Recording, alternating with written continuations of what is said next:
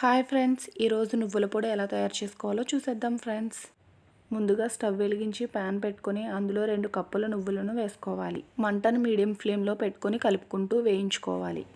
నువ్వులు colour change అవి ఈ విధంగా వేగిన తర్వాత ఇప్పుడు తీసేసుకొని ప్లేట్లో వేసుకోవాలి.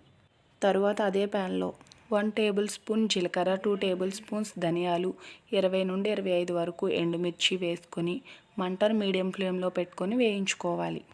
ఇవి బాగా వేగిన తర్వాత తీసేసుకొని ప్లేట్లో వేసుకోవాలి. ఇవన్నీ బాగా చల్లారిన తర్వాత మిక్సీ జార్లో వేసుకొని బరకగా ఆడుకోవాలి.